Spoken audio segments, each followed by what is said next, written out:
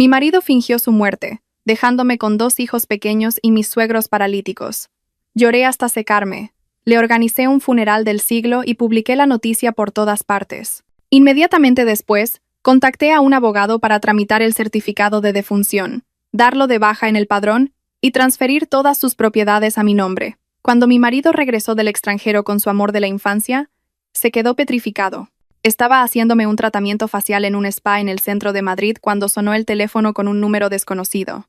La voz de un hombre al otro lado era muy seria, hablando despacio, como si eligiera cada palabra para evitar que me derrumbara allí mismo. ¿Es usted familiar del señor Javier? Soy agente de la Guardia Civil. Lamentamos informarle que el yate en el que el señor Javier viajaba con un grupo de turistas ha sufrido una explosión en la sala de máquinas en alta mar. Las labores de búsqueda han concluido. Se ha confirmado que el señor Javier no ha sobrevivido. Cerré los ojos, la mascarilla facial todavía fresca sobre mi piel. Si hubiera sido hace 3 años, probablemente me habría desmayado. Pero en ese momento, una punzada me recorrió la comisura de los labios, como si quisiera echarme a reír. ¿Muerto? Si no fuera porque hace 10 minutos mi detective privado me había enviado una foto tan nítida que se veía cada pelo, quizá me lo habría creído. En la foto, mi difunto marido llevaba un bañador floreado, tumbado en una hamaca en una playa privada. A su lado estaba Laura, su amor de la infancia, de piel blanca y labios rojos, inclinada para aplicarle protector solar, sonriendo como si acabara de ganar el mundo entero. Respiré hondo, clavándome las uñas en el muslo para que mi voz temblara, como la de una esposa que acaba de perder a su marido. ¿Qué ha dicho? ¿Está seguro? Mi marido estaba muy sano. Cálmese, señora. Hemos encontrado su documentación y sus efectos personales. La escena era devastadora. Las posibilidades de supervivencia son prácticamente nulas. Solté un sollozo, lo suficientemente convincente para que al otro lado me creyeran. Luego colgué, me arranqué la mascarilla y me miré directamente al espejo. En el espejo no había una viuda desesperada, solo una mujer de ojos brillantes, labios secos y una calma tan fría como el agua de un pozo. Me llamo Elena. Hace 3 años, oculté que era hija de buena familia y me casé con Javier, llena de confianza y esperanza. Usé mi dinero, mis contactos y el prestigio de mi familia para convertirlo de un chico de provincias a un empresario de renombre. Cuando la empresa empezó a prosperar, Javier comenzó a criticarme, diciendo que solo sabía gastar dinero y quedarme en casa de adorno. Luego trajo a Laura y me habló con un tono pomposo, como si me estuviera dando un sermón. Elena, un hombre de éxito necesita una mujer que comparta su carrera. Eres demasiado buena, demasiado buena. Es verdad, demasiado buena. Tan buena que le hice pensar que podía fingir su muerte, llevarse el dinero al extranjero y dejarme con 2 hijos y 2 ancianos a mi cargo. El teléfono volvió a vibrar. Era mi suegra, Pilar. Elena, la policía me ha llamado. Javier, ¿de verdad ha muerto, hija? Dios mío, hija mía, ¿cómo voy a vivir ahora? Lloraba a gritos, pero entre sus sollozos pude oír pánico y cálculo. Javier no solo era el pilar de la casa, sino también su máquina de hacer dinero. Suspiré, suavizando la voz como una nuera obediente. Mamá, tranquilízate. Voy para allá ahora mismo. Tenemos que despedir a Javier como se merece. Se calló un instante, como sopesando mis intenciones. Sí. Vuelve a casa. Aquí todo es un caos. Colgué. En mi cabeza ya había montado una obra de teatro completa. Él quería actuar, pues yo actuaría a lo grande. Él quería morir, pues yo lo mataría de verdad, legalmente. Llamé a mi asistente, con voz seca y concisa. Resérvame el tanatorio más grande de la ciudad. El velatorio será en 3 días. Contrata coches fúnebres, flores blancas, todo tiene que ser impecable. Invita a los medios, cuantos más, mejor. Luego llamé a mi abogado, el señor Salas, que había trabajado para mi familia durante años. Señor Salas, necesito tramitar un certificado de defunción, dar de baja en el padrón y gestionar la transferencia de bienes. Lo necesito todo rápido. Quiero que el mismo día del funeral esté todo resuelto. El señor Salas guardó silencio un segundo y luego me hizo una pregunta muy directa. Elena, ¿estás segura? Miré la foto que me había enviado el detective, donde Javier sonreía bajo el sol. Segura, señor Salas. 3 días después, Madrid parecía envuelta en un viento gélido. El funeral de Javier se organizó como un gran evento. Una larga fila de coches negros, coronas de flores blancas cubriendo toda la fachada. La foto de Javier para el velatorio fue elegida con esmero. Un rostro luminoso, ojos amables, como si nunca hubiera traicionado a nadie. Es increíble cómo, con la luz adecuada, se puede convertir a un canalla en una buena persona. Yo vestía de luto, con una flor blanca en la solapa. Me puse un maquillaje pálido, los ojos enrojecidos y los labios descoloridos. Me paré frente al féretro, inclinando la cabeza justo cuando las cámaras me enfocaban. No necesitaba llorar de verdad, solo necesitaba que la gente me creyera. Mi suegra, Pilar, estaba en una silla de ruedas. Mi suegro, Joaquín, que había sufrido un ictus, yacía inmóvil. Hice que los trajeran para completar el cuadro. Mis dos hijos, Leo y Sofía, se aferraban a mis piernas. Aún no entendían todo, solo sabían que hoy todo el mundo vestía de tristeza, y decía que papá se había ido lejos. Me acerqué al micrófono, todas las miradas puestas en mí. Oía los susurros de los parientes, de los socios, de aquellos que habían venido más por curiosidad que por compasión. Hablé despacio, con la voz quebrada en el momento justo y dejando pausas en el lugar adecuado. Javier, cuando vivía, solía decirme que la vida es corta, que hay que vivir con decencia. Yo no pude estar con él hasta el final. Me detuve, respiré hondo e incliné la cabeza. La gente empezó a sollozar. Oí a alguien decir, «Pobrecita Elena». Levanté la vista. Mi mirada se endureció un instante, como la de una mujer acorralada. Para que Javier descanse en paz, y para que los vivos podamos empezar de nuevo, hoy mismo, delante de nuestros familiares y de todos ustedes, iniciaré los trámites para declarar su fallecimiento y darlo de baja en el padrón, tal como exige la ley. Un murmullo recorrió la sala. La gente se miraba, algunos sin entender, otros extrañados, otros asustados por mi determinación. Pero no me importaba. El señor Salas lo tenía todo preparado. Sacaron los documentos. El funcionario del registro civil y las personas de los organismos pertinentes estaban presentes. Entregué la documentación, firmé, manteniendo la mano firme. Incluso pregunté con cuidado sobre cada apartado, como si estuviera tramitando los papeles de un extraño y no de mi marido. Mi suegra dejó de llorar y me tiró de la manga, con voz apremiante. «Elena, cuando termines con esto, ¿qué pasará con el patrimonio?» Javier dejó bastante, ¿verdad? La miré, con una suavidad etérea. «Mamá, no te preocupes, yo me encargo de todo. Soy su esposa. No dejaré que ni tú ni papá salgáis perjudicados». Ella suspiró aliviada. Sus ojos brillaron como si viera dinero. Solo yo sabía que esa herencia se convertiría en una trampa. Esa noche, después del funeral, no volví a casa directamente. Llevé a mi suegra a terminar los últimos trámites. No paraba de insistir.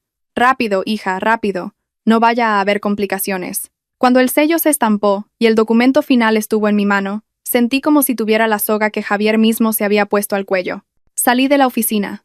Una ligera llovizna caía sobre Madrid. Mi suegra, sentada a mi lado, abrazaba con fuerza una urna que, sin ella saberlo, solo contenía algunos objetos de reemplazo. Algo que preparé adrede para que la función fuera completa. Me miró. Su voz ya no denotaba miedo, solo codicia. «Ahora volvemos a casa y hablamos de la herencia, ¿verdad, hija?»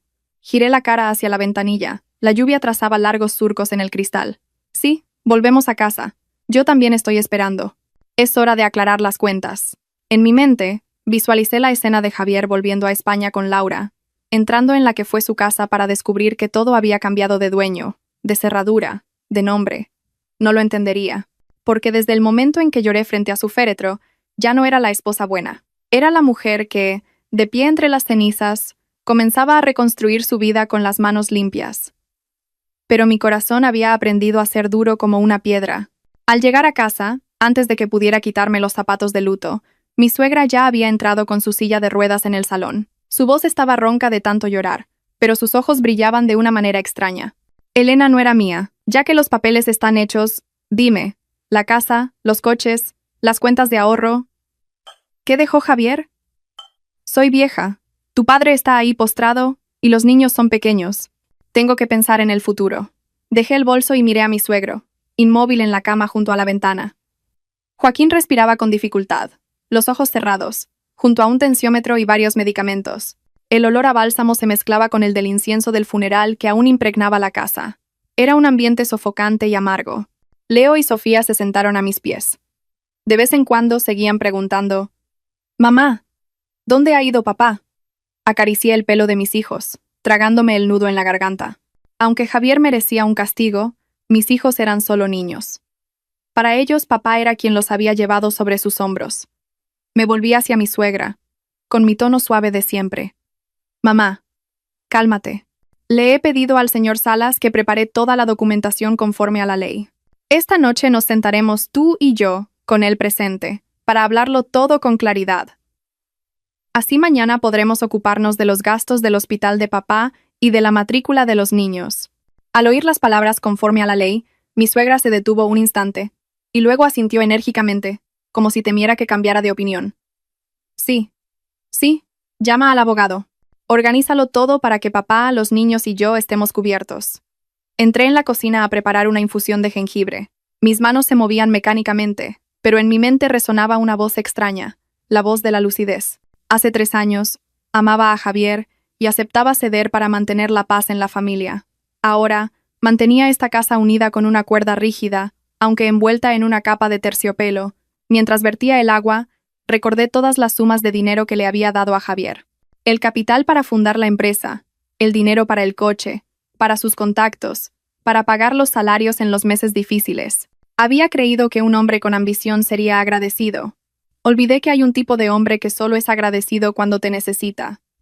Cuando tiene las alas para volar, ve a la mujer a su lado como una sombra. Mi teléfono vibró.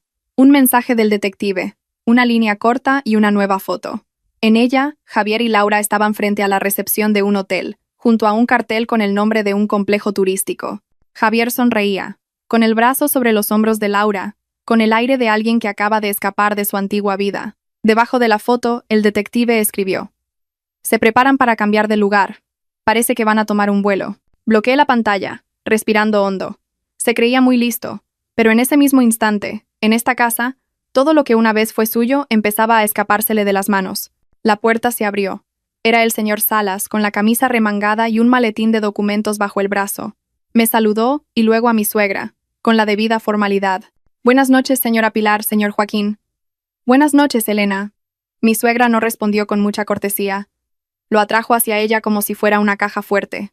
Señor Salas, explíquemelo todo con claridad. Javier ha muerto. Elena es su esposa, pero yo soy su madre y su padre sigue vivo. ¿Cómo se reparte esto? El señor Salas se sentó, abrió el maletín y, con voz serena, pronunció cada palabra con precisión, como si temiera que se malinterpretara una sola coma. Señora Pilar, según el certificado de defunción y la documentación presentada, a efectos legales, el señor Javier ha fallecido. Los bienes comunes adquiridos durante el matrimonio, si no hay testamento, deben liquidarse y repartirse entre los herederos legales. Mi suegra asentía, como si estuviera a punto de oír el sonido del dinero. El señor Salas me miró un instante y continuó. Pero antes de hablar del reparto, debo mencionar algo importante. El señor Javier tenía obligaciones financieras, es decir, deudas. Mi suegra pareció recibir un jarro de agua fría. ¿Deudas? ¿Qué deudas? Su empresa iba bien. Puse el vaso de infusión delante de ella, con un tono de autoinculpación. Yo tampoco lo sabía, pero el señor Salas lo ha investigado. Me temo que Javier pidió préstamos a mis espaldas. Mi suegra se giró bruscamente hacia el abogado, con los ojos desorbitados. Dígame, ¿de cuánto es la deuda? El señor Salas sacó varios papeles y los puso sobre la mesa. Préstamos personales, recibos de dinero y algunos contratos de aval. La suma total asciende a unos 350.000 euros. A Pilar se le abrió la boca y el sonido que emitió fue como el de un plato al romperse. ¡Dios santo! ¿350.000 euros? Estaba loco. ¿Cómo se atreve a pedir tanto sin decírmelo? Vi cómo le temblaban las manos. Ya no lloraba. Tenía miedo. Para alguien como ella, el mayor temor no era perder un hijo, sino perder dinero, y encima, tener que pagar. El señor Salas continuó, con la misma voz monótona. Para que lo entienda, si usted acepta su parte de la herencia, también deberá asumir la responsabilidad de pagar las deudas en proporción a lo que reciba. Si usted y el señor Joaquín quieren su parte, también deben tener en cuenta esta deuda. Mi suegra golpeó el brazo de la silla de ruedas y gritó: «No, no acepto nada. Soy vieja. ¿De dónde voy a sacar 350.000 euros para pagar? Elena, tú eres su mujer. Paga tú». Me sobresalté, como si me hubieran abofeteado, pero no podía enfadarme. Bajé la cabeza, con voz suave pero firme, como una buena nuera. «Mamá, soy su esposa. Cuidaré de ti, de papá y de los niños. No os abandonaré. Pero la deuda de Javier debe resolverse según la ley. No puedo asumirla toda yo sola, tengo 2 hijos que mantener. Y los gastos del hospital de papá, solo soy una mujer, no un cajero automático». Mi suegra me señaló con el dedo, la voz ronca de rabia. ¡Qué bien hablas! Pero tú eres rica. Sé que tu familia tiene dinero. La miré y de repente sentí un ardor en los ojos, no de dolor, sino de ver claramente el rostro de un afecto familiar miserable.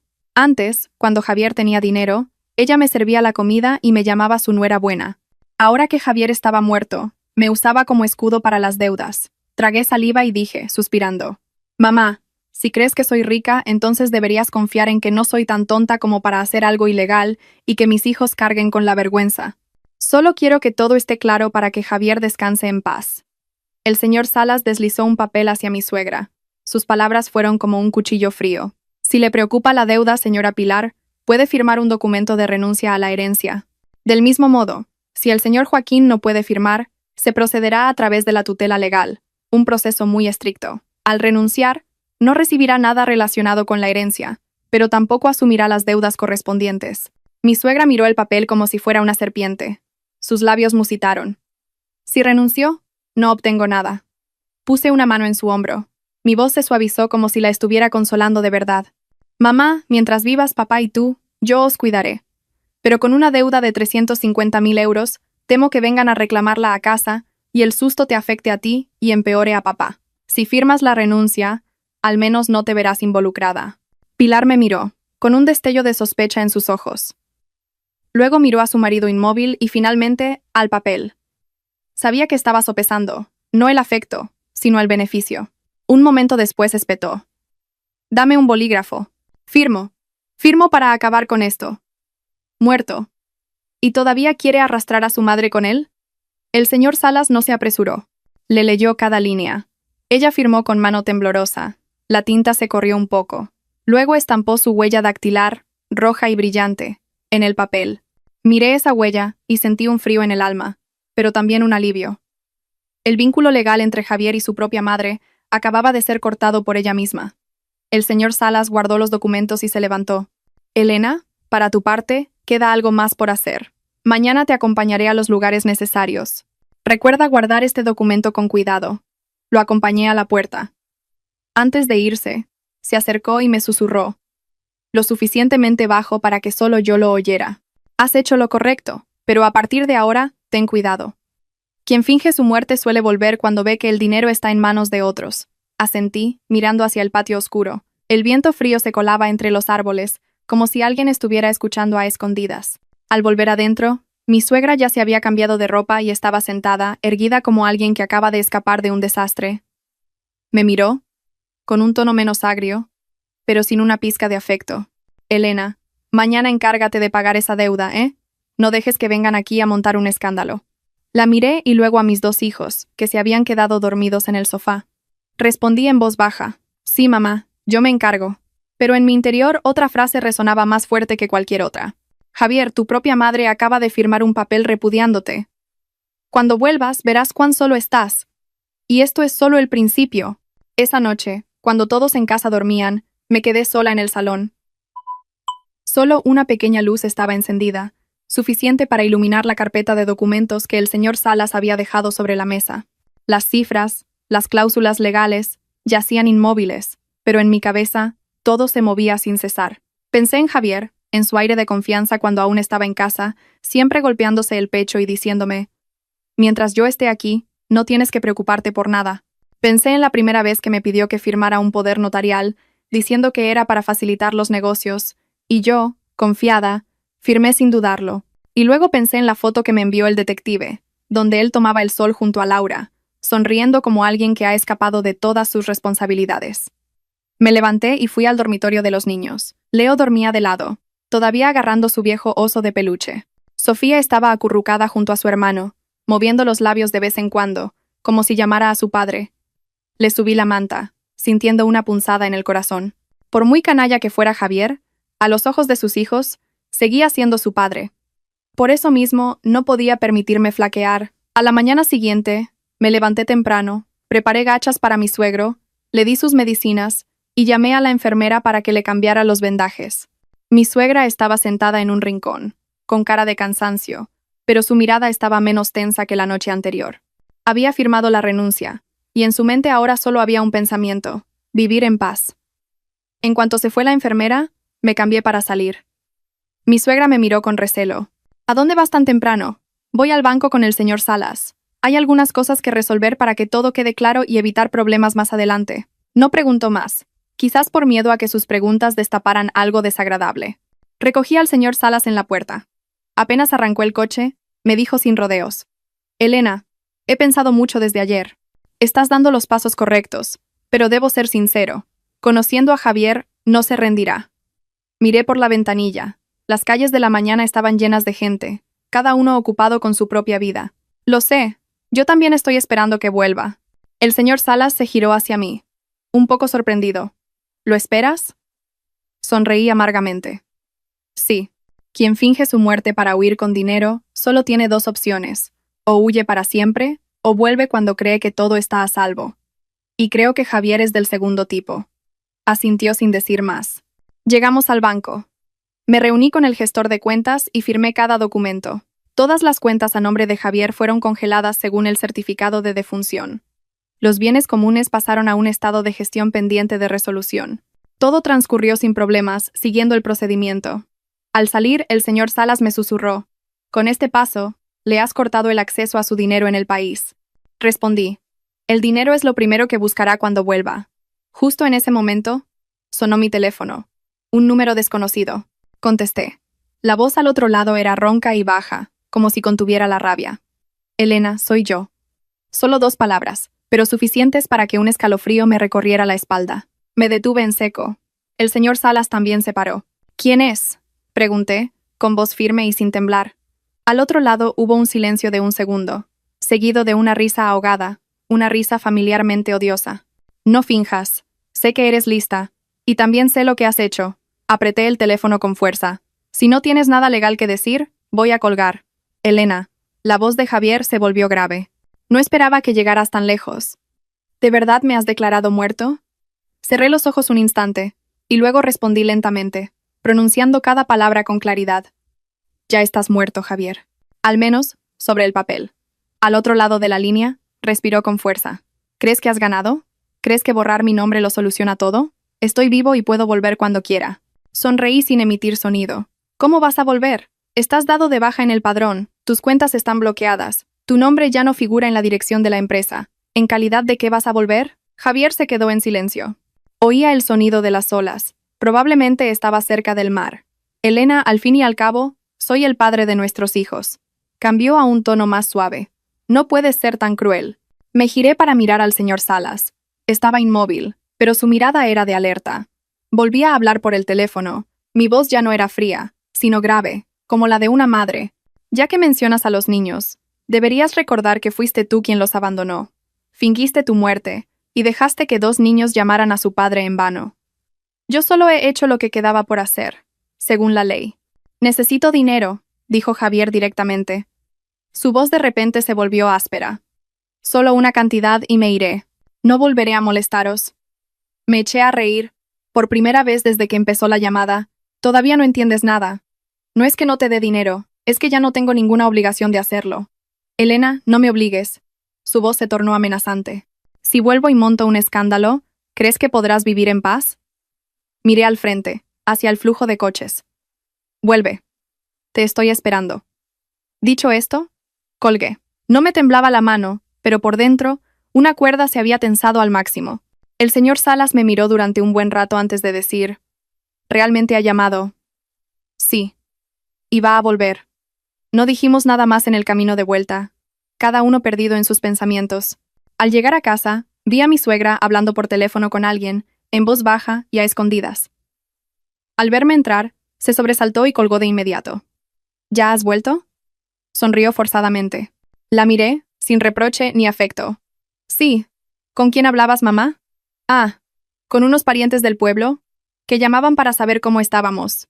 Hizo un gesto con la mano, evitando mi mirada.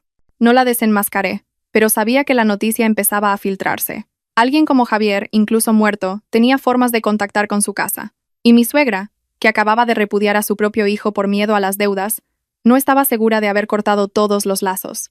Esa noche, mientras preparaba la cena, mi suegra dijo de repente, con un tono inquisitivo: «Elena, si por casualidad Javier estuviera vivo, ¿qué harías?». Mi mano se detuvo un instante. Dejé el plato y me giré para mirarla. ¿Por qué preguntas eso, mamá? Sonrió forzadamente. Solo es una suposición. Es mi hijo, tu marido, el padre de los niños. Me senté frente a ella y hablé despacio, sin alzar la voz. Si Javier estuviera vivo, con más razón habría que seguir la ley. Mamá, tú ya has firmado tu renuncia, y yo he hecho mi parte. Nadie puede volver atrás como si nada hubiera pasado. Mi suegra me miró, con una mezcla de miedo y rabia en los ojos, pero no dijo nada más. Quizás se dio cuenta de que la nuera que tenía delante ya no era la dócil Elena de antes. Esa noche recibí otro mensaje del detective. El sujeto ha comprado un billete de vuelta a España. Es muy probable que llegue en una semana. Dejé el teléfono, me recliné en la silla. Ya no sentía pánico, solo una certeza muy clara. La obra de teatro estaba a punto de entrar en un nuevo acto. Javier, tú elegiste fingir tu muerte para huir. Yo, en cambio, te dejaré vivir. Pero vivirás pagando el precio de tus actos. 3 días después de aquella llamada, comenzaron a producirse movimientos muy sutiles pero evidentes en casa. No eran los pasos de un extraño, sino cambios en la mirada de mi suegra. Ya no me miraba directamente como antes. Evitaba mi vista, suspiraba a menudo, y se iba a un rincón del patio para hablar por teléfono en voz muy baja. Una vez, mientras le llevaba las gachas a mi suegro, apenas había dejado el cuenco cuando la oí sobresaltarse y apagar el teléfono a toda prisa, con el rostro pálido como el de alguien que acaba de ser sorprendido en falta. No pregunté, ni necesitaba hacerlo. Para alguien como mi suegra, cuando empieza a actuar a escondidas, solo hay una razón. Está albergando una esperanza. Y su única esperanza en este momento solo podía ser Javier. Esa tarde recogí a los niños del colegio. En el camino, Leo preguntó de repente: «Mamá, ¿papá está muerto de verdad?». Frené el coche a un lado de la carretera y me giré para mirarlo. No evité la pregunta. «Papá ya no está en casa. Pero esté donde esté, mamá siempre estará aquí con vosotros». Leo guardó silencio, y luego asintió. Sofía me apretó la mano con más fuerza. Comprendí que para un niño la respuesta no es tan importante como la sensación de seguridad, y eso sí podía dárselo. Esa noche, mientras limpiaba la cocina, mi suegra me llamó al salón. Estaba sentada en su silla de ruedas, con las manos sobre las rodillas y una expresión inusualmente seria. «Elena, voy a decirte algo. No te enfades». Me senté frente a ella. «Sí, mamá, dime». Se humedeció los labios, como si estuviera eligiendo las palabras. «Ayer me llamó alguien, un viejo amigo de Javier. Me dijeron que tenían noticias». La miré directamente. Mi corazón no latió más rápido. Solo se enfrió un poco. «¿Qué noticias, mamá?». Bajó la cabeza. «Dicen que es posible que Javier no esté muerto». El aire en la habitación pareció congelarse. Oía claramente el sonido rítmico del respirador de mi suegro a mis espaldas. No reaccioné de inmediato. Dejé que el silencio se prolongara lo suficiente para que mi suegra empezara a impacientarse. «Elena, si de verdad está vivo», la interrumpí. Mi voz no era fuerte, pero sí firme. «Si Javier está vivo, las cosas tienen que estar aún más claras. Mamá, tú ya firmaste la renuncia. Yo he hecho todos los trámites según la ley. Nadie puede volver y recuperar lo que ya ha sido transferido». Levantó la cabeza, un destello de ira en sus ojos. «¿Qué quieres decir con eso? Es mi hijo, tu marido. Si vuelve, esta casa sigue siendo su casa». Respiré hondo, manteniendo la calma. «Mamá». Javier fingió su muerte. Él eligió irse. La ley no se rige por los sentimientos. Si vuelve, tendrá que explicarlo todo. No se lo impediré, pero tampoco lo encubriré. Ella tembló. Sus manos se aferraron con fuerza a los reposabrazos de la silla. «Tú eres demasiado cruel. ¿Por qué no piensas en los niños?». Esa frase fue como un alfilerazo, pero no me permití derrumbarme. Precisamente porque pienso en ellos, hago esto. No puedo dejar que crezcan en una familia donde los adultos hacen lo que quieren, eluden sus responsabilidades y luego vuelven a exigir sus derechos.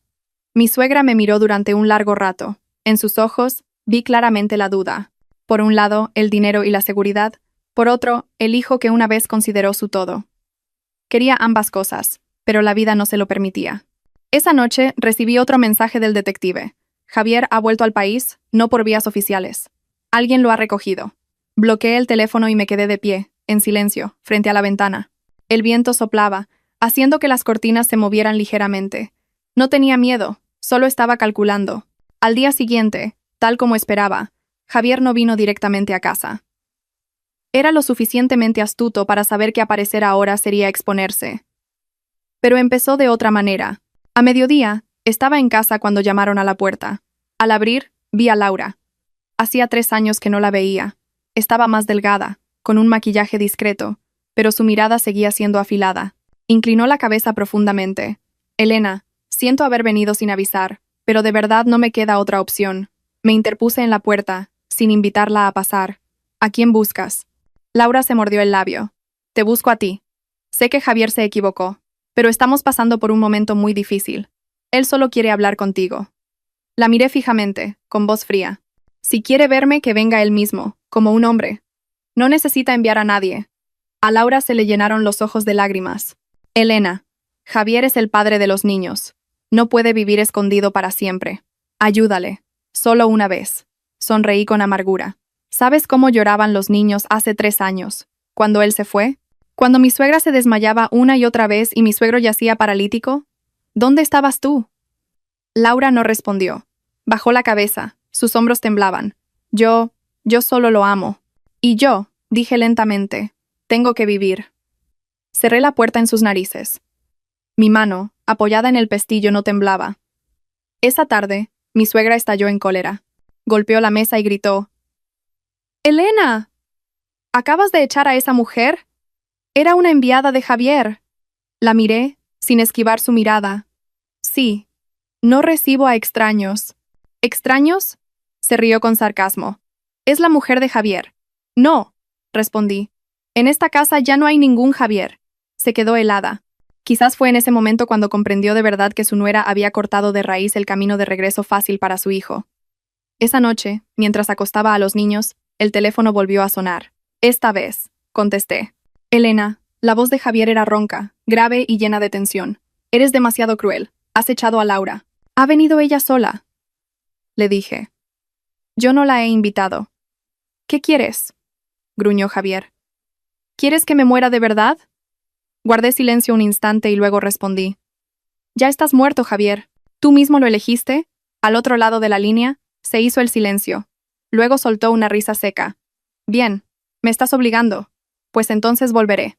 Me plantaré en la puerta de casa, delante de mi madre, delante de mis hijos, a ver si sigues siendo tan dura».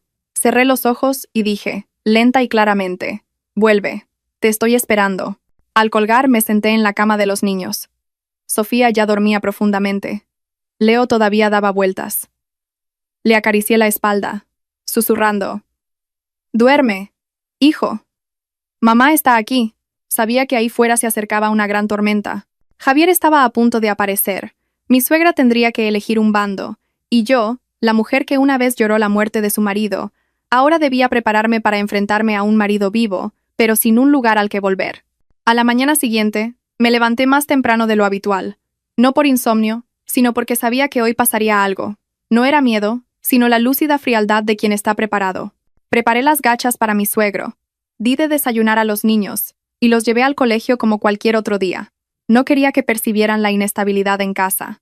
De camino, Sofía me abrazó por el cuello y susurró: «Mamá, anoche soñé con papá». Mi mano se detuvo un instante, pero mantuve un tono normal. «¿Y qué hacía papá en tu sueño?». Estaba fuera de la puerta, pero no podía entrar. Se me encogió el corazón. Los niños son mucho más sensibles de lo que los adultos creen. Le di un beso suave en la frente. «No te preocupes, tú estudia tranquila. Mamá siempre está aquí». Después de dejarlos, volví a casa. Al entrar por la puerta principal, vi un coche desconocido aparcado no muy lejos. No era una matrícula conocida ni un coche de lujo, pero estaba estacionado con cautela. Supe de inmediato que Javier estaba cerca. En casa, mi suegra me esperaba en el salón. No veía la televisión ni miraba el teléfono, solo tenía la vista fija en la puerta. Al verme entrar, se sobresaltó. «Hija, ¿ya has vuelto?». «Sí», vaciló, y luego, como si no pudiera aguantar más, soltó: «Elena, Javier, me ha llamado». Dejé el bolso y me senté frente a ella. «¿Qué te ha dicho?». Bajó la cabeza, entrelazando las manos. «Dice que está a punto de volver. Me ha pedido que te convenza para que le dejes el camino libre». La miré durante un largo rato, sin reproche ni enfado, solo para entender. «¿Y qué me aconsejas tú, mamá?». Levantó la vista, con una lucha muy real en sus ojos. Yo tampoco lo sé. Es mi hijo, pero también tengo miedo». Asentí. «Haces bien en tener miedo. Se sobresaltó. ¿Qué quieres decir? Javier fingió su muerte. Si vuelve, no solo se enfrentará a la familia, sino también a la ley. Si tú lo encubres, serás la primera implicada. Mi suegra tembló. Entendió que no la estaba amenazando, le estaba diciendo la verdad. Justo en ese momento, sonó el timbre. No con prisa ni insistencia, sino un solo toque, lento y seguro, como si quien llamaba supiera que dentro había alguien esperando. Mi suegra me miró con los ojos muy abiertos. ¿Es él? Me levanté. Mamá, quédate aquí. Yo iré. Caminé hacia la puerta, paso a paso, con el corazón latiendo a un ritmo constante. Cuando abrí, Javier estaba allí. Solo habían pasado 3 años, pero estaba mucho más delgado. Su rostro, antes lleno, ahora estaba demacrado, con ojeras oscuras. La ropa que llevaba ya no eran los trajes que yo le compraba, sino ropa sencilla y arrugada de tanto viajar. Pero su mirada era la misma, la de alguien acostumbrado a dar órdenes. Elena, me llamó, con voz ronca. He vuelto. Lo miré de arriba a abajo y luego dije en voz muy baja. No tienes derecho a estar en esta puerta. Se quedó paralizado. ¿Qué dices? Ya estás muerto, al menos sobre el papel. Un muerto no tiene derecho a volver a casa. Se echó a reír, una risa forzada. Estás exagerando. He venido a ver a mi madre, a mis hijos. Nuestros problemas los arreglamos de puertas para adentro. Negué con la cabeza. Si entras en esta casa ahora, te estás delatando. Lo sabes perfectamente. Me miró fijamente a los ojos. Su tono se volvió áspero. ¿Pretendes llevarme al límite? Le devolví la mirada. Tú mismo te llevaste al límite, Javier. Desde el momento en que subiste a ese yate, desde dentro se oyó el chirrido de la silla de ruedas. Mi suegra había llegado al porche. Al ver a Javier, rompió a llorar. Javier, ¿de verdad estás vivo? Javier se giró. Su mirada se suavizó al instante. Mamá, lo siento. He vuelto tarde. Ella se acercó, llorando y golpeándole suavemente el brazo. Hijo, me has dado un susto de muerte. ¿Dónde has estado estos 3 años sin dar señales de vida? Me quedé entre ellos, sintiéndome como si estuviera viendo una vieja obra de teatro. La única diferencia era que esta vez yo ya no era una mera espectadora. Mamá, dije, entra en casa. Esto no se soluciona con lágrimas. Javier se giró bruscamente hacia mí. Cállate. Esto es un asunto entre mi madre y yo. Sonreí con amargura. No, esto es un asunto de todos. Y lo mejor es aclararlo aquí fuera, delante de la puerta, delante de los vecinos, para que luego nadie diga que lo oculté. Javier palideció. Entendió mi intención. Si yo montaba un escándalo, no le quedaría ninguna salida. Bajó la voz, casi suplicando. Elena, me equivoqué. De verdad que me equivoqué. No esperaba que las cosas acabaran así. Que lo esperaras o no, no importa, respondí. Lo que importa es lo que hiciste. Miró a su madre y luego a mí. Solo quiero entrar en casa. Solo un momento. Negué con la cabeza. No. Esta casa ahora está a mi nombre. No tienes derecho a entrar. Esa frase fue como una puñalada. Javier me miró con los ojos desorbitados. ¿Cómo te atreves a decir eso? Digo lo que dice la ley. Guardó silencio durante un largo rato, y de repente, se giró hacia su madre. Mamá, di algo. Deja que entre en casa. Mi suegra me miró a mí, y luego a su hijo. Lloraba, pero no se movió. Javier, yo no me atrevo. Esa frase dejó a Javier atónito. No podía creer lo que oía. Pilar bajó la cabeza. Su voz temblaba. Ya firmé los papeles. Tengo miedo, no puedo soportar más. En ese instante vi claramente en los ojos de Javier cómo algo se derrumbaba, no por mi culpa, sino porque la última persona que creía que estaría de su lado había elegido la seguridad. Se volvió hacia mí. Su mirada pasó de la ira al odio. Elena, has ganado. Pero que te quede claro, estoy vivo, y no voy a rendirme. Lo miré con calma. Estás vivo, pero ya no tienes nada. Cerré la puerta. Sin brusquedad, sin prisa. Solo un suave clic, suficiente para separar 2 mundos. Afuera, Javier se quedó inmóvil. Adentro, mi suegra sollozaba. Me apoyé en la puerta, cerrando los ojos por un segundo. El primer enfrentamiento había ocurrido, y sabía que Javier no se detendría aquí.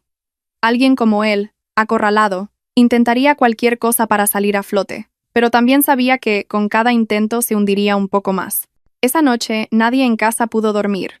Mi suegra permaneció sentada en silencio en el salón durante mucho tiempo. Ya no lloraba en voz alta, solo se secaba los ojos de vez en cuando. La respiración de mi suegro era más pesada de lo habitual, El sonido del respirador marcaba cada compás. Yo yacía entre mis dos hijos, escuchando sus respiraciones acompasadas. Pero mi corazón no estaba en paz. Sabía que la puerta que había cerrado esa tarde no solo le había impedido a Javier entrar en casa, sino que también lo había empujado oficialmente por otro camino, el de una persona acorralada. Cerca de medianoche, sonó mi teléfono. No era un número desconocido, era el señor Salas. Elena. Su voz era grave. Acabo de recibir información. Javier ha empezado a buscar abogado. Suspiré suavemente. ¿Qué pretende hacer? Lo más probable es que presente una denuncia, alegando que ocultaste que estaba vivo, que falsificaste documentos. En resumen, quiere darle la vuelta a la historia. Miré al techo, con una extraña calma. Me lo imaginaba. No te preocupes, estoy preparada. El señor Salas guardó silencio un momento y luego preguntó: ¿Tienes miedo? Respondí con sinceridad. Sí, pero no estoy asustada. Al colgar, me giré para mirar a mis hijos. Leo se movió ligeramente, murmurando entre sueños el nombre de su padre. Lo abracé con más fuerza. No podía permitir que esta batalla los arrastrara. A la mañana siguiente, nada más despertarme, vi varios mensajes en el grupo de padres de la clase de Leo. Algunos preguntaban con disimulo, otros directamente: ¿he oído que el marido de Elena no estaba muerto? Alguien incluso envió un enlace a una pequeña web de noticias, con un titular muy sensacionalista: El hombre que fingió su muerte en alta mar. Su esposa lo declara fallecido para quedarse con la fortuna. Lo leí sin que me temblara el pulso. Sabía que Javier haría algo así: atacar a la opinión pública, dañar mi imagen para obligarme a ceder. Llevé a los niños al colegio como de costumbre. En la puerta, una madre me detuvo. Elena. No sé si lo que se dice por ahí es verdad, pero cuídate mucho. Sonreí e incliné la cabeza en agradecimiento.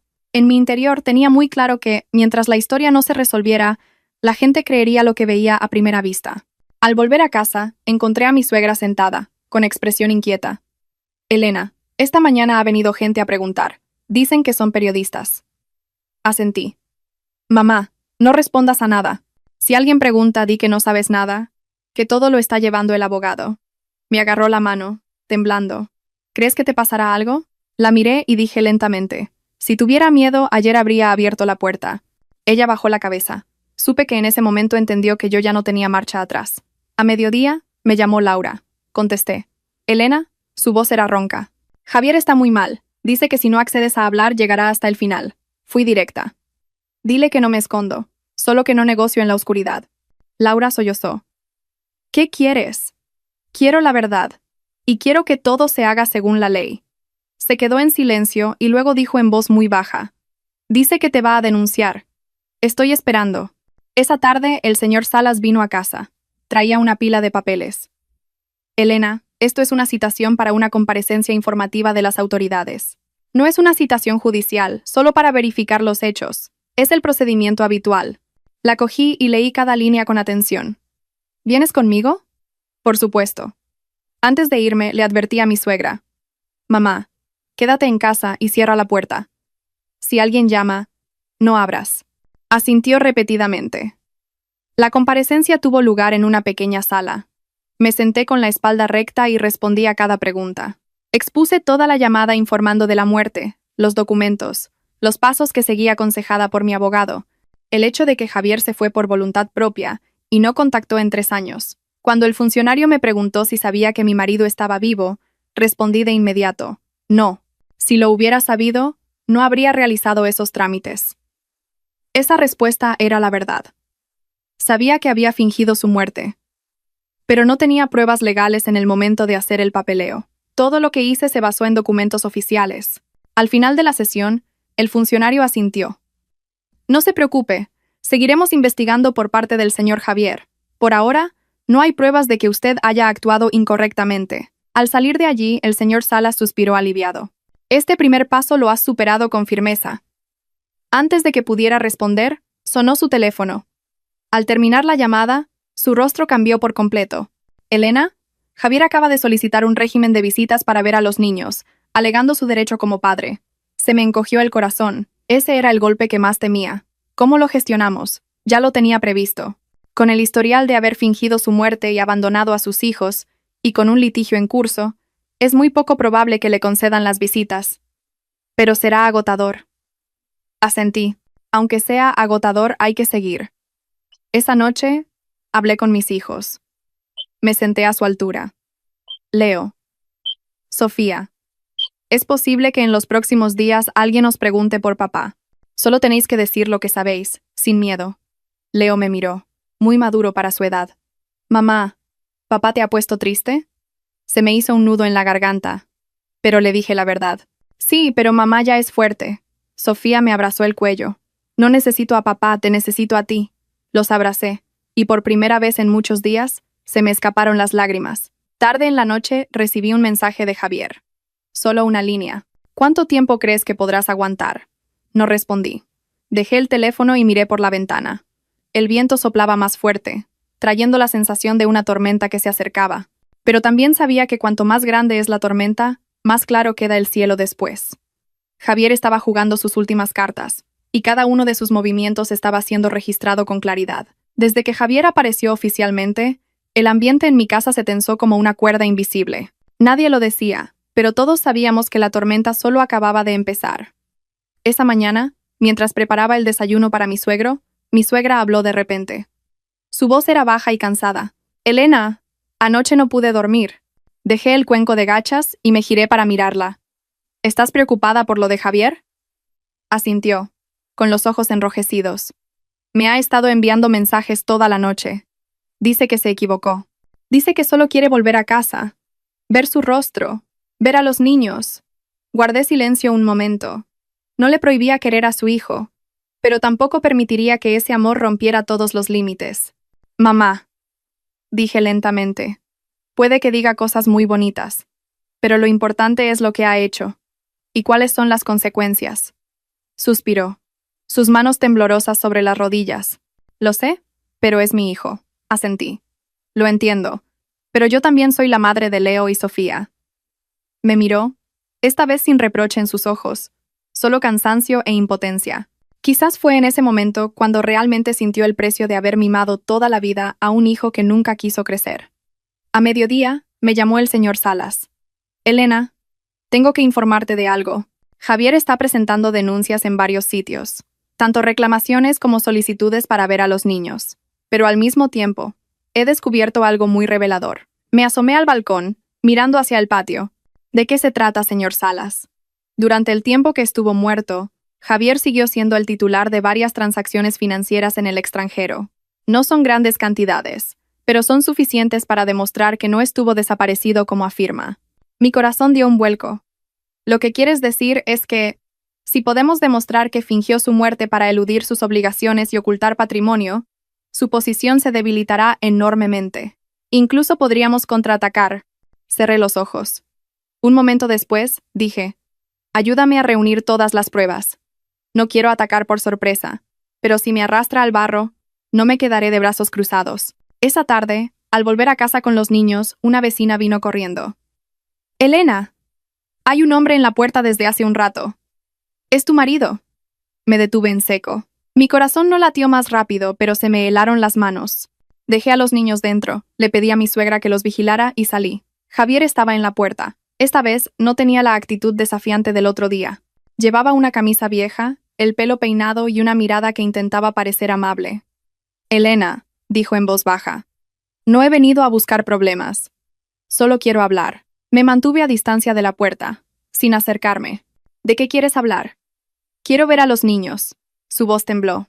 «Solo un momento». Lo miré durante un largo rato. Vi en sus ojos una verdadera añoranza, pero también cálculo. «No», respondí con firmeza. «Al menos, no ahora». Se quedó paralizado. «¿Tan cruel eres?»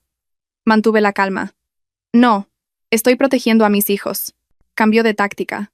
Su voz se volvió grave, cargada de autocompasión. «He vivido estos 3 años como un fugitivo. Me arrepiento. Dame una oportunidad de ser padre». Lo miré directamente. «Renunciaste a ese derecho cuando elegiste fingir tu muerte». Javier apretó los puños. «¿Crees que podrás impedírmelo para siempre? ¿Usaré la ley?» «Hazlo», respondí. «No te lo impediré». Hubo un largo silencio. De repente, bajó la voz. «Elena, mi madre está muy débil. ¿Vas a dejar que viva sin poder ver a su hijo?» Esa frase tocó mi punto más vulnerable, pero no cedí. Mamá necesita tranquilidad, no más disgustos. Me miró, con una mezcla de ira e impotencia en los ojos. Has cambiado. Asentí. Sí, porque he despertado. Sonrió con amargura. Bien, si no me abres la puerta, la abriré de otra manera. Dicho esto, se dio la vuelta y se fue. Esa noche, tal como esperaba, las redes sociales volvieron a agitarse. Alguien había fotografiado a Javier en la puerta de mi casa, con un pie de foto lleno de compasión. El padre al que su esposa le impide ver a sus hijos. Mi suegra lo vio y se echó a llorar. Elena, con lo que dice la gente, ¿podrás soportarlo? Me senté a su lado.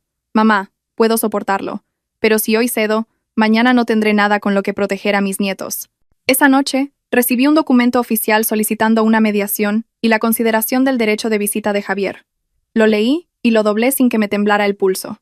La batalla había entrado en una nueva fase. Ya no se trataba de quién tenía razón en la familia, sino de los límites entre la responsabilidad y las consecuencias. Sabía que en la siguiente etapa tendría que contarlo todo, no solo a la ley, sino también a mis propios hijos, para que entendieran por qué su madre tenía que ser tan firme. La noche antes de la mediación, apenas dormí. No por miedo, sino porque en mi mente no dejaban de aparecer los rostros de mis dos hijos. Leo ya era lo suficientemente mayor como para entender y preguntar. Sofía era más pequeña, pero muy sensible a las emociones. Sabía que, fuera cual fuera el resultado, el día de mañana sería una cicatriz en la memoria de mis hijos.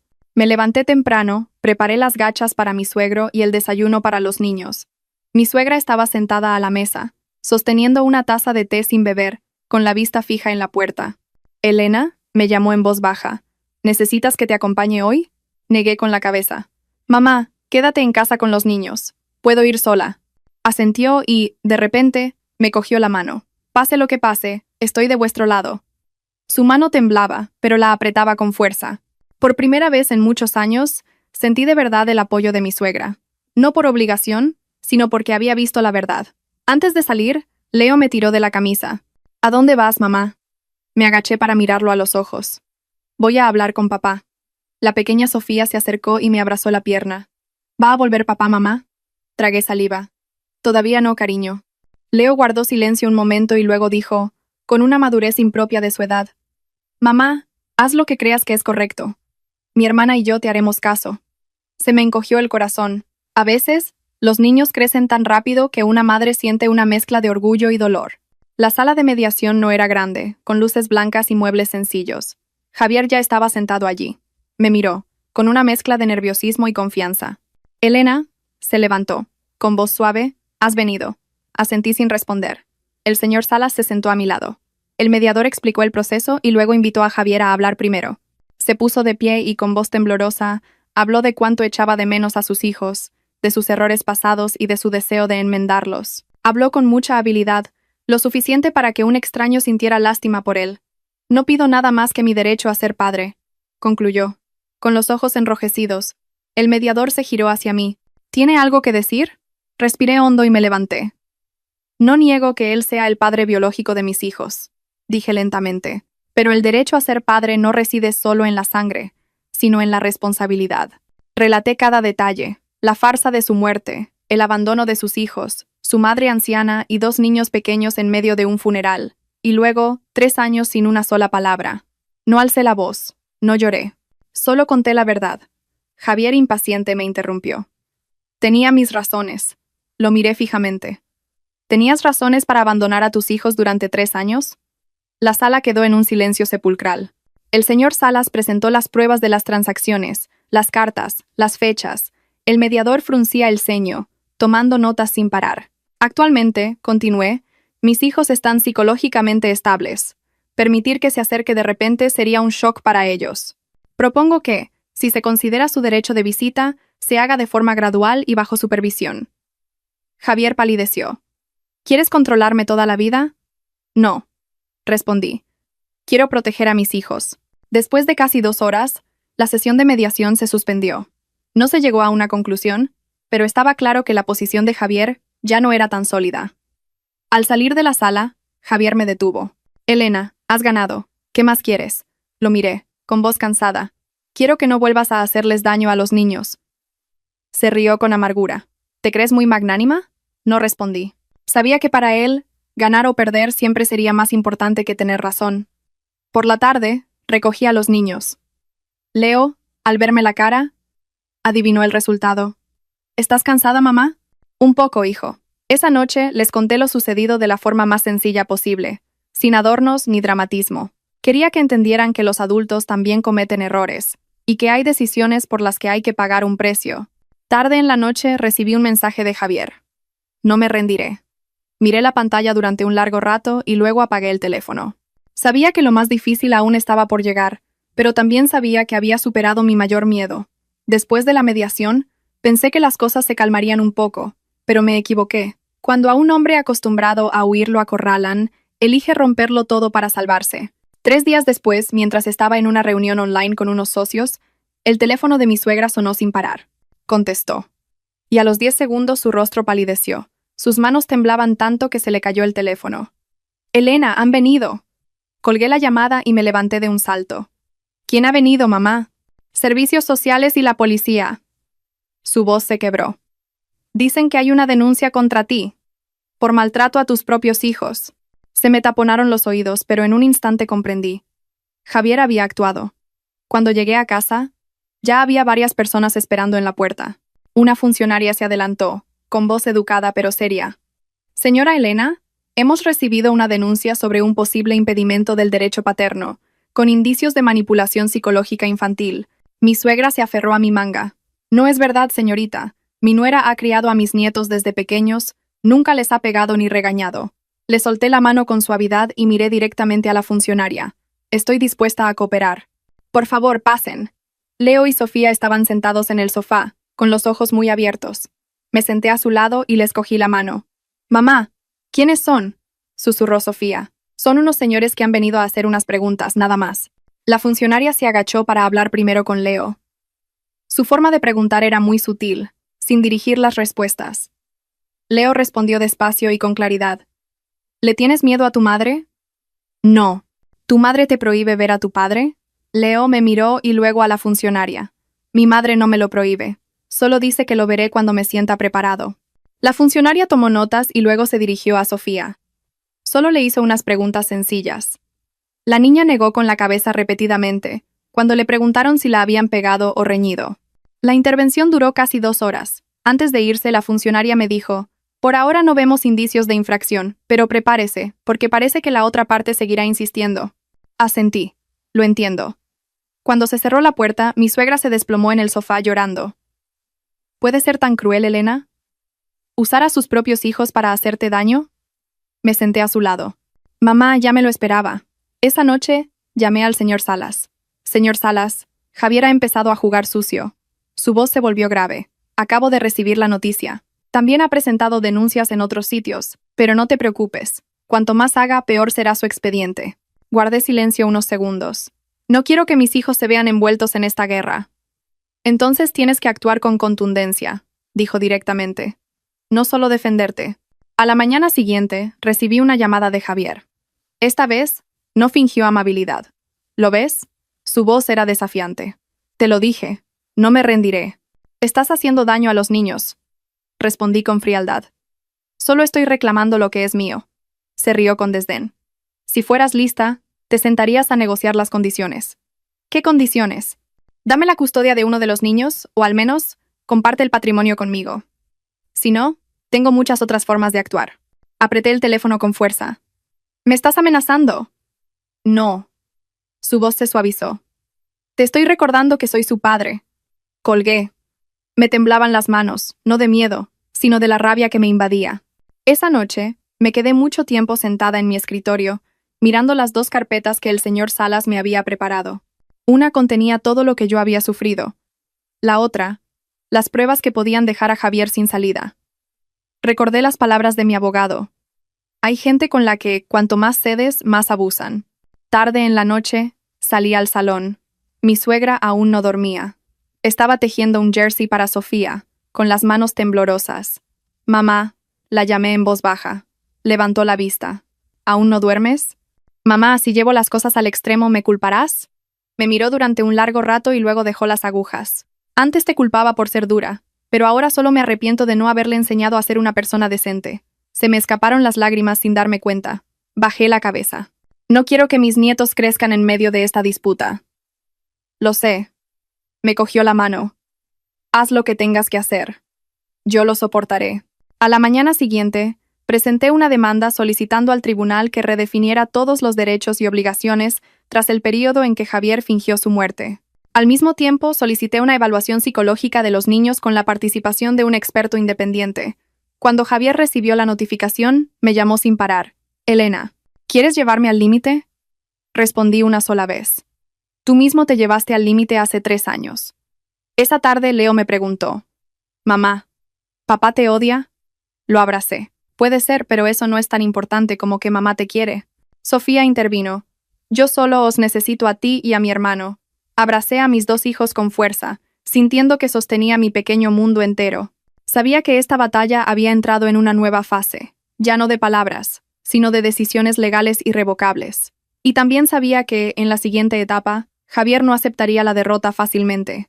Contraatacaría por última vez, de la forma más desesperada. Después de presentar la demanda, entré en un extraño periodo de calma. Se acabaron las llamadas insistentes, los mensajes provocadores. Javier guardó un silencio absoluto, como si se hubiera retirado, pero lo conocía demasiado bien. Ese silencio no era una rendición, sino una forma de coger impulso. Una tarde, mientras preparaba la cena, sonó el timbre. Mi suegra se levantó antes que yo y susurró, «Dejadme a mí». Menos de un minuto después, oí la voz de Javier, grave y baja, pero familiar hasta dar escalofríos. «Mamá, he vuelto». Me detuve en seco. Mi corazón latió más despacio, como preparándose para una tormenta. Salí al salón. Javier estaba allí, más delgado que antes, con ojeras profundas, pero con una sonrisa indescifrable en los labios. «Elena», me miró. «He venido a visitar a mamá». Mi suegra de pie entre nosotros dijo con torpeza, «Hijo, entra». No me opuse. Quería saber qué tramaba. La cena transcurrió en un silencio tenso. Leo y Sofía comían muy despacio, mirando de reojo a su padre antes de bajar la vista. Javier intentaba mostrarse amable, sirviéndoles comida, pero le temblaba la mano. «Leo», dijo en voz baja, «has crecido». «Sí», respondió Leo con educación. Sofía no dijo nada, solo se aferró a mi mano. Después de cenar, Javier me pidió hablar a solas en el porche. Asentí. Se apoyó en la barandilla, mirando el patio oscuro. «¿Sabes? He pensado mucho. Quizás me equivoqué». Guardé silencio. «No quiero hacerles daño a los niños», continuó, bajando la voz. «Pero tú también me estás apartando de sus vidas». Me giré para mirarlo directamente. «Tú te apartaste solo hace 3 años». Suspiró. «Si acepto firmar un acuerdo y no luchar por la custodia, ¿me dejarás ver a los niños?»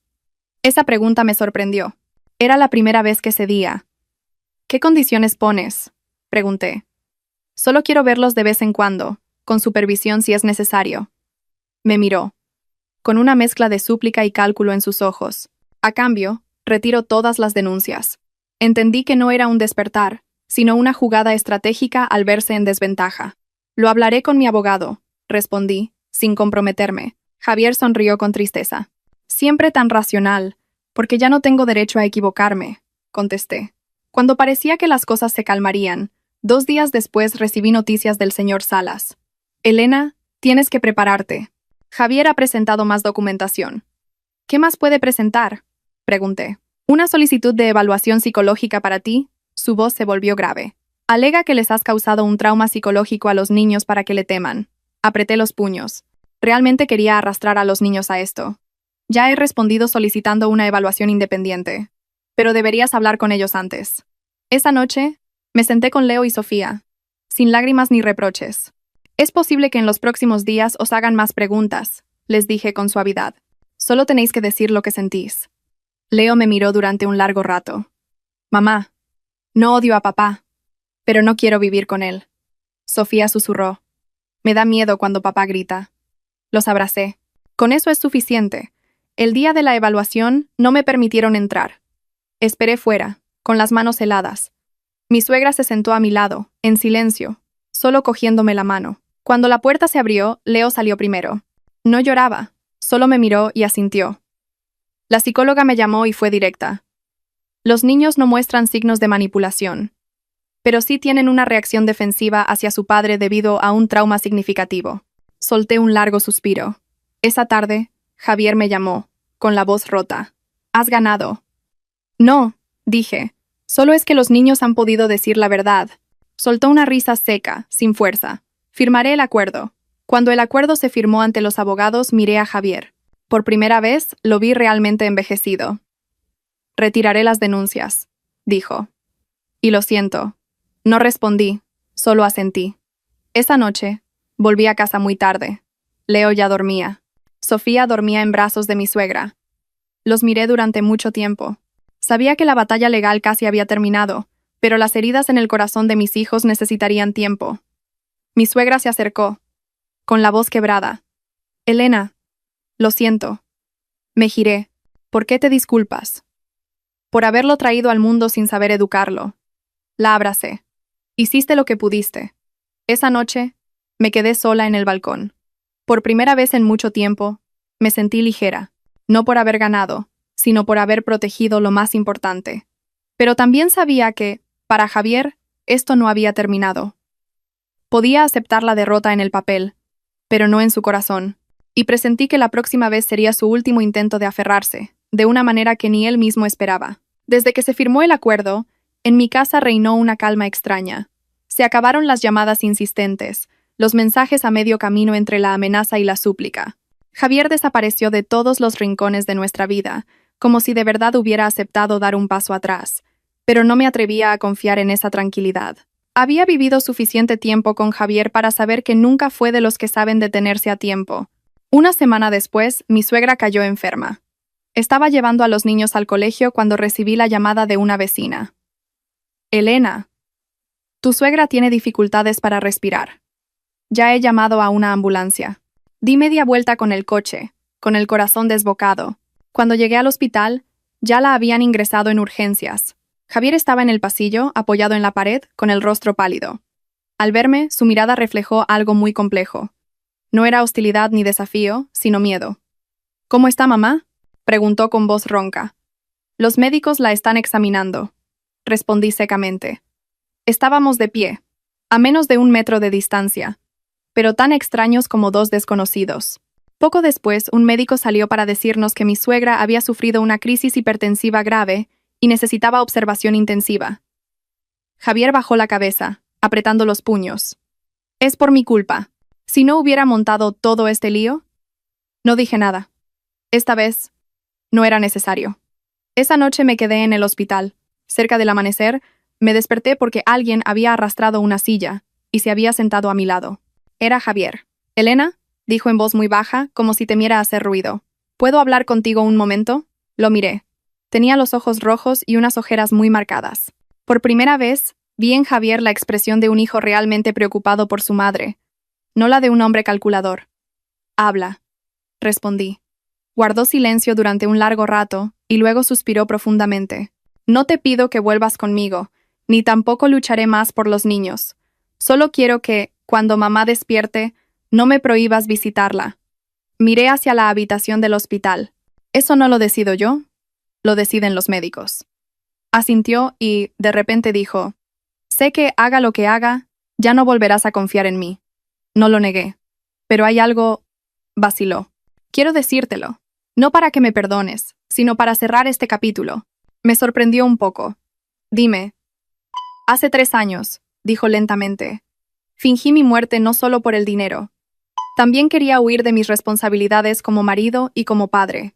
Pensé que era muy listo, pero al ver a mi madre postrada en esa cama, me di cuenta de que hay cosas de las que no puedes huir, por mucho que corras». Su voz se quebró en la última frase. Lo escuché, pero mi corazón ya no se agitó. Quizás cuando uno ha sufrido lo suficiente, las confesiones ya no tienen el peso que se espera. A la mañana siguiente, mi suegra despertó. Lo primero que hizo fue buscarme con la mirada. «Elena». Su voz era débil. «Estoy aquí, mamá». Me cogió la mano y luego se giró lentamente para mirar a Javier, que estaba de pie, arrinconado al fondo de la habitación. Las lágrimas rodaron por sus mejillas. «No supe criarte bien». Javier se arrodilló. «Mamá, lo siento». Ella temblando le tocó la cabeza. «No necesito que me pidas perdón. Solo necesito que dejes de hacerle la vida imposible a tu mujer y a tus hijos. Esa frase fue como una puñalada, pero también como una sentencia final. Javier inclinó la cabeza, sin responder. Los días siguientes, Javier vino al hospital con regularidad, pero manteniendo siempre la distancia. No intentó acercarse a los niños ni montar ninguna escena. Cuando Leo y Sofía venían a visitar a su abuela, él se limitaba a mirarlos desde lejos. Una vez, Leo se acercó a él por iniciativa propia. «Papá», dijo con voz tranquila, «la abuela está débil. No la disgustes más». Javier se quedó paralizado y luego asintió. «Sí, te lo prometo». No sabía cuánto duraría esa promesa, pero al menos venía de la boca de un niño, no de la mía. El día que le dieron el alta a mi suegra, me llamó a solas a su habitación. «Elena», dijo, «sé que no le debes nada, pero si algún día decides dejar que vea a los niños, te pido que solo lo hagas cuando te sientas segura». Le cogí la mano. «Te prometo, mamá, que siempre pondré su seguridad por delante». Ella sonrió, con una mirada mucho más serena. Esa noche, Javier me llamó. «Elena, ¿a dónde vas?», pregunté. «Me voy de la ciudad». Su voz sonaba cansada. «No quiero que los niños crezcan teniendo que enfrentarse a un padre que les da miedo». Guardé silencio. «No espero que me creas», continuó. «Solo espero que dejes de odiarme», respondí muy despacio. «No te odio. Simplemente, ya no hay lugar para ti en mi vida ni en la de mis hijos». Al otro lado de la línea hubo un largo silencio. Luego, dijo en voz baja, «Lo entiendo». La llamada terminó. Me quedé junto a la ventana, mirando las luces de la ciudad. No estaba feliz ni triste. Solo sentía un ligero vacío, como cuando se cierra una puerta vieja. Pero sabía que la historia con Javier no había terminado del todo. Hay personas que se van, pero su sombra permanece, esperando una última oportunidad para reaparecer. Y presentí que la próxima vez sería el momento en que toda la verdad saldría a la luz, sin vuelta atrás para nadie. Desde el día que Javier dijo que se iría, en mi casa reinó un silencio tan profundo que por la noche se oía el tic-tac del reloj. No era una paz completa, sino más bien como la superficie del agua después de una tormenta, que revela las grietas del fondo, visibles para todos pero que nadie quiere tocar. 3 días después del alta, mi suegra me llamó a su habitación. «Elena, siéntate». Me senté a su lado. Había adelgazado mucho y tenía más canas, pero su mirada era sorprendentemente lúcida. «Sé lo que estás pensando», dijo lentamente. «Tienes miedo de que se haya ido, pero que esto no haya terminado». No lo negué. «Solo temo que un día vuelva de una forma peor», asintió. «Yo también tengo miedo. Pero hay cosas que cuanto más se ocultan, más peligrosas se vuelven». Metió la mano en el cajón de la mesita de noche y sacó un sobre grueso, amarillento por el tiempo. «He guardado esto durante mucho tiempo. Pensaba llevármelo a la tumba, pero ahora creo que deberías saberlo». Cogí el sobre, mi corazón latió más despacio. «¿Qué es esto, mamá?» «Papeles relacionados con la vez que fingió su muerte». Cerró los ojos. Su voz temblaba. «Yo no soy inocente, Elena». Abrí el sobre. Dentro había copias de algunas transferencias de dinero, mensajes antiguos y una nota manuscrita de Javier, pidiéndole a su madre que confirmara su desaparición para legalizar el expediente. Levanté la vista. «Mamá». Las lágrimas corrían por su rostro. Me equivoqué. En ese momento, pensé que mientras él estuviera vivo, todo estaba bien. No pensé en las consecuencias que recaerían sobre ti y los niños. Le cogí la mano. «El hecho de que te atrevas a contarlo ya es suficiente». Pero en mi interior, supe que esos papeles no eran solo una confesión, eran la pieza final. Esa tarde, vino el señor Salas. Le entregué el sobre. Lo examinó durante un largo rato y luego suspiró. «Si presentas esto», dijo con franqueza, «Javier no tendrá escapatoria. No solo perderá sus derechos como padre, sino que también se enfrentará a responsabilidades penales». Miré hacia el patio, donde Leo jugaba al fútbol con Sofía. «No quiero que mis hijos tengan la vergüenza de un padre en la cárcel, pero si no lo haces», respondió, «él siempre podrá volver», haciéndose la víctima. Esa noche, apenas dormí. Me senté junto a la cama de mis hijos, observando sus respiraciones tranquilas. Me preguntaba hasta qué punto debía protegerlos y hasta qué punto ceder era un suicidio. A la mañana siguiente, Javier apareció de repente, sin avisar, sin llamar. Estaba en la puerta, con una maleta a sus pies. Su rostro estaba demacrado, pero había una extraña calma en su mirada.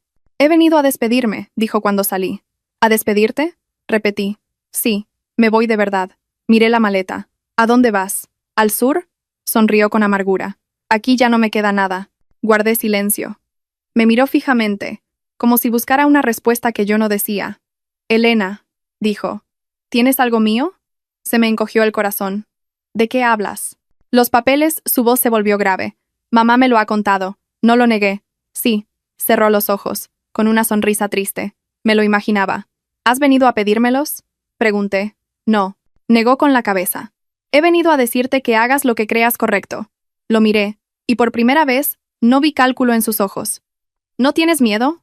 Claro que tengo miedo. Su voz era ronca. Pero estoy cansado. 3 años huyendo me han enseñado que, cuanto más corres, más pierdes. Hubo un largo silencio. El viento movía suavemente las hojas de los árboles.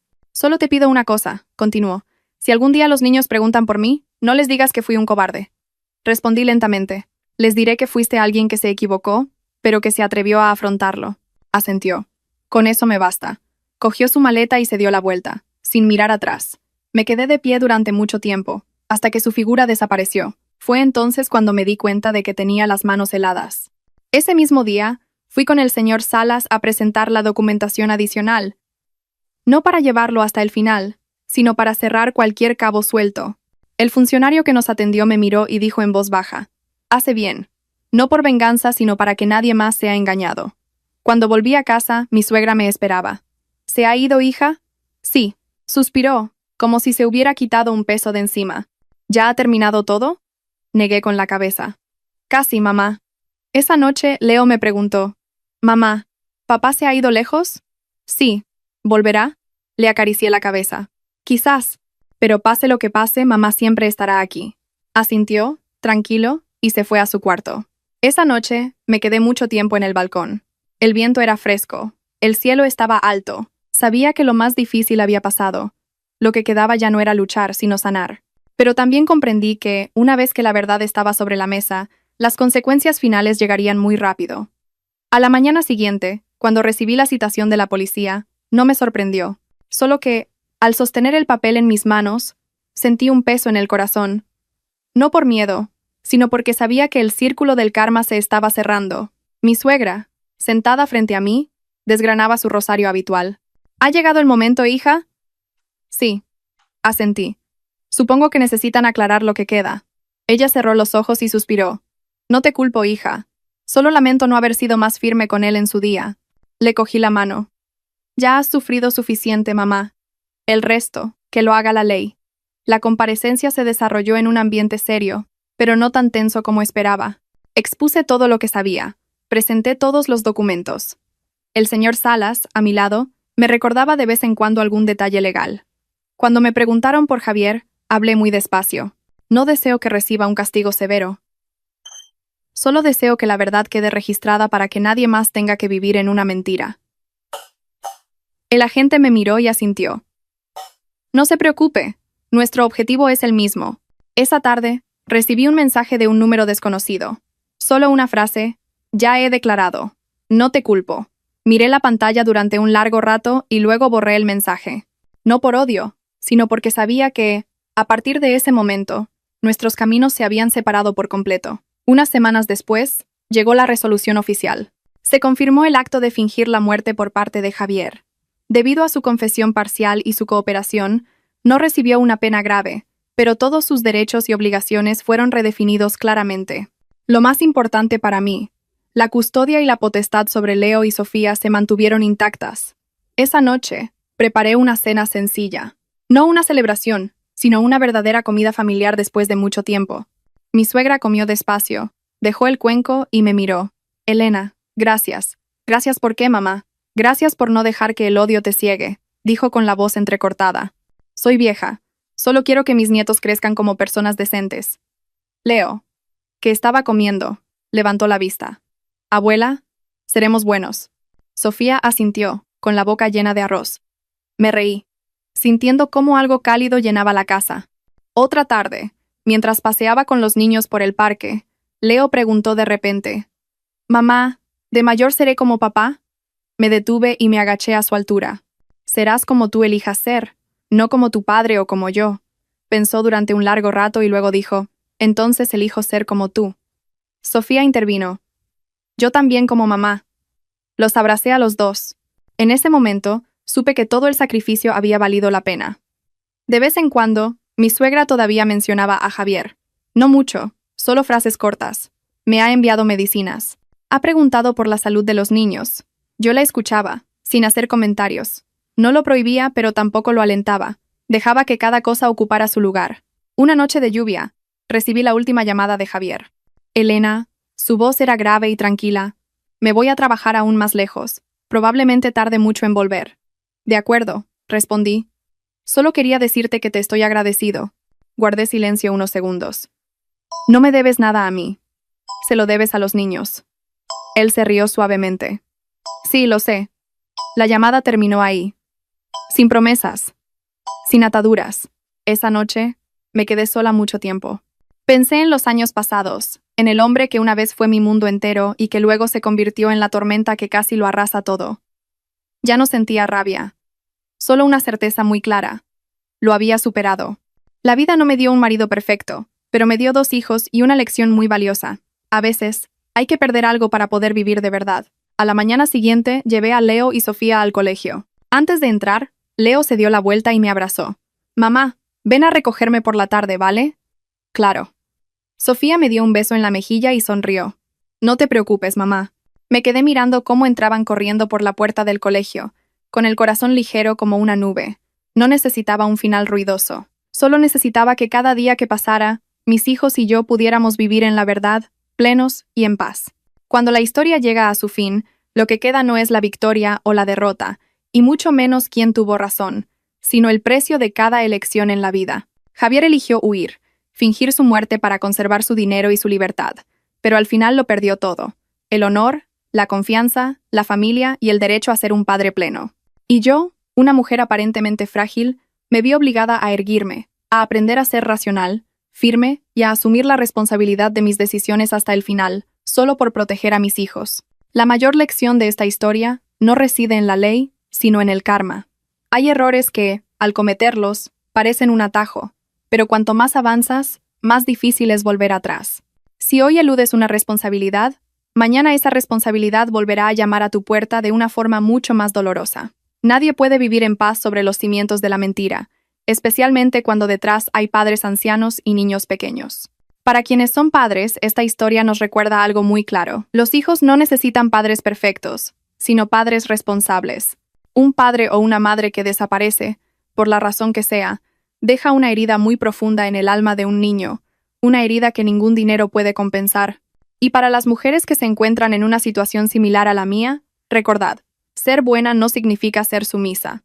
Ser tolerante no significa dejar que otros pisoteen tus límites.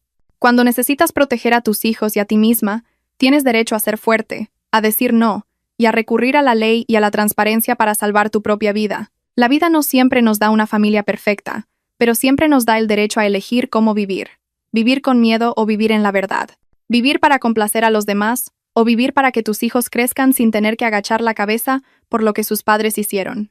Si esta historia te ha parecido valiosa, si has visto en ella un reflejo de ti misma, de un ser querido o de una familia real, suscríbete al canal para no perderte más historias de vida, de personas y de karma, tan reales y cercanas a nuestra existencia. Tu suscripción no solo es un apoyo para el canal, sino una forma de que las historias con moraleja sigan contándose, para que más personas puedan despertar antes de que sea demasiado tarde. Gracias por haberme acompañado hasta el final. Te deseo a ti y a tus seres queridos la lucidez para elegir el camino correcto, el coraje para enmendar los errores y la generosidad para seguir viviendo una vida en paz.